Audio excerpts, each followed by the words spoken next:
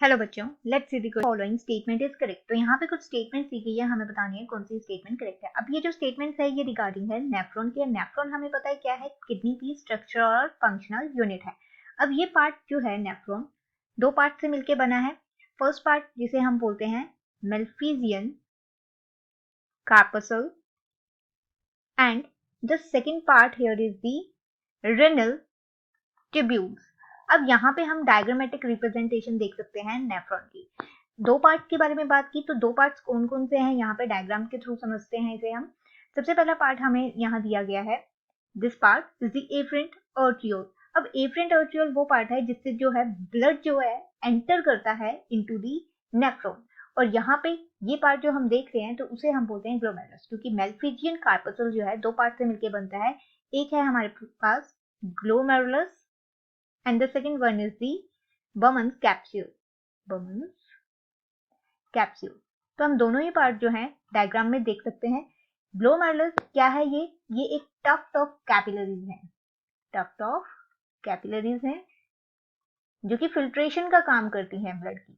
यहाँ पे blood filter होगा और जो फिल्टर्ड ब्लड होगा वो आउट होगा, बैक होगा थ्रू दिस इफरेंट आर्टरियोल, बाहर जाएगा थ्रू इफरेंट आर्टरियोल। तो यहाँ हमने देखा ग्लोमेरुलस क्या है, टफ्ट ऑफ कैपिलरीज है जिसमें फिल्ट्रेशन का काम हो रहा है। अब बात करते हैं बर्मन्स कैप्सूल की, जो कि दूसरा मेन कंपोनेंट है जिसका मेल्फिजियन कार्पसल का। ये क्या है, ये एक कप शेप्ड स्ट्रक्चर है। अब ये जो कप शेप्ड स्ट्रक्चर है ये दो लेयर्स के मिलके बना है, दो लेयर्स से। फर्स्ट लेयर है जो कि आउटर है और इसे हम बोलते हैं outer parietal layer. Parietal layer जो कि किससे बनी होती है, it is made up of the squamous cells. And then इसके बाद जो है दूसरी लेयर, इनर लेयर जो होती है उसे हम बोलते हैं inner visceral layer. Visceral layer. और ये क्या है, सराउंड कर रही है किसे, ग्लोमेरुलस को। और ये कंपोज करती है स्पेशल टाइप ऑफ सेल जिसे हम बोलते हैं पोडोसाइट्स।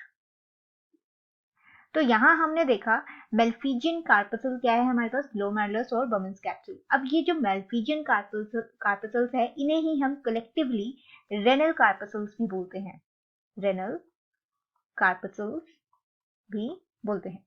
बात करें दूसरे स्ट्रक्चर की नेफ्रॉन की, तो ये जो ट्यूबुलर पार्ट है हम नेफ्रॉन का देख रहे हैं, सारा पार्ट जो है रेनल टिब्यूल के अंदर आता है, जिसमें क्या क्या कंटेन है, proximal convoluted tubule, then Henle's loop and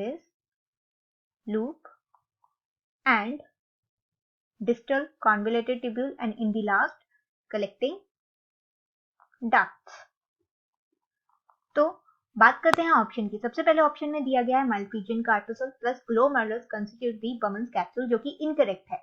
यहाँ हमने देखा बर्मन्स कैप्सूल प्लस ग्लोमेरुलस दोनों मिलके बना रहे हैं मेल्फिजियन कार्पसल्स को, नॉट मेल्फिजियन कार्पसल्स और ग्लोमेरुलस। देन हमारे पास है renal corpuscle and glomerulus constitute the मेल्फिजियन corpuscle. ये भी इनकरेक्ट है क्योंकि मेल्फिजियन कार्पसल एंड रेनल कार्पसल दोनों सेम ही चीज है।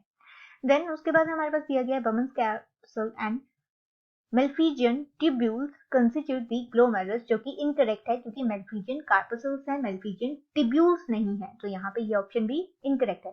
After that the next is the Bowman's capsule plus glomerulus together constitute the renal corpuscle. तो ये ऑप्शन हमारा करेक्ट है क्योंकि रेनल कार्पसल ही मेल्फिजियन कार्पसल होते हैं। तो हमारा राइट आंसर होगा option number D. Hope you understand the problem. All the best, thank you.